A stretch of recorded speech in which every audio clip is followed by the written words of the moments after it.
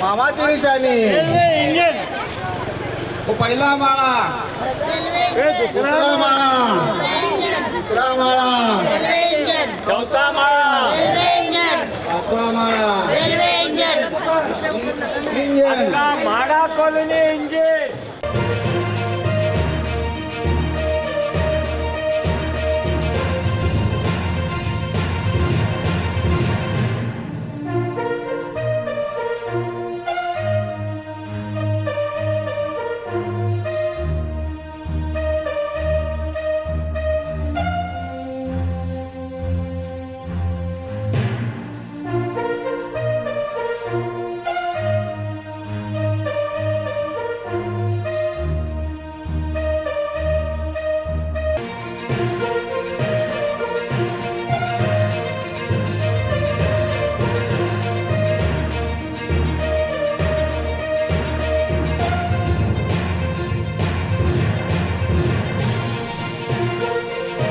मी अर्चना दीपक कासले।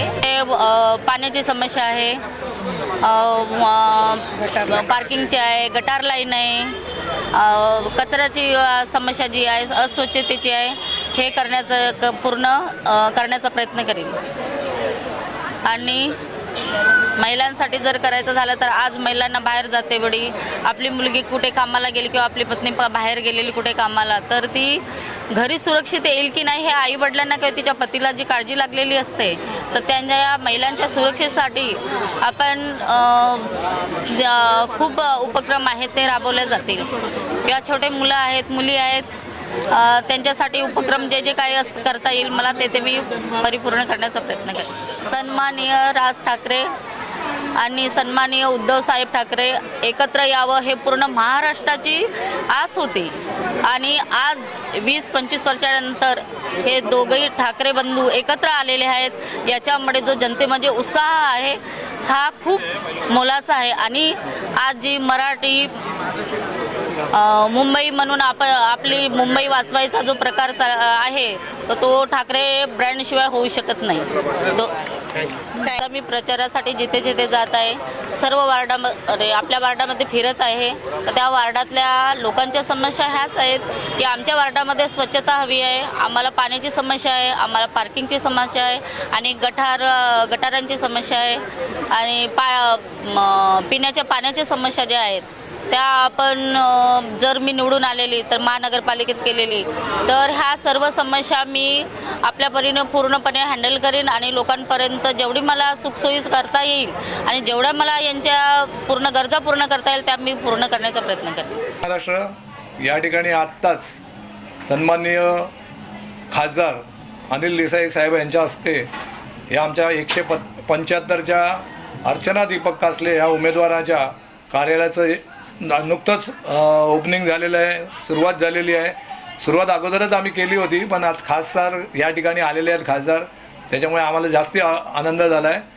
हे ऑफिस खोलण्याचा मुख्य उद्देश म्हणजे या विभागामध्ये आम्ही ही जी म्हाडा कॉलनी आहे या म्हाडा कॉलनीमध्ये जवळजवळ 8,000 मतदार इथे आजूबाजूलाच आहेत आणि त्यांच्यासमोर त्यांच्या समस्या आम्हाला माहिती असल्यामुळे आणि ती लोक आपल्याला या ठिकाणी येऊन त्यांच्या समस्या सांगतायत, त्यांच्या समस्यांचं निराकरण करण्याचा प्रयत्न आमच्या या शाखेतर्फे केला जातो आहे आणि म्हणूनच हे कार्यालय आज या ठिकाणी उघडण्यात आलं आहे। सगळ्यात महत्त्वाचा मुद्दा आहे की आम्ही विजयी तर होणारच आहोत। या मुंबईवर मराठी महापौर या ठिकाणी आम्हाला बसवायचं आहे। उद्धव साहेब आणि राजसाहेब आणि शरद पवार राष्ट्रवादी यांच्या संयुक्त यांनी या मुंबईचा मराठी महापौर बसणार आहे आणि त्यासाठीच आम्हाला या ठिकाणावरून जास्तीत जास्त मतांनी अर्चना दीपक कासले यांना निवडून द्यायचं आहे। आज आपण सगळे पाहताय मुंबईमध्ये किंवा महाराष्ट्रामध्ये ही जी काही परिस्थिती निर्माण केली या भाजपने, आता काल परवाचंच बघा की 70 उमेदवार बिनविरोध निवडून देत आहेत। हे बिनविरोधचा अर्थ काय होतो?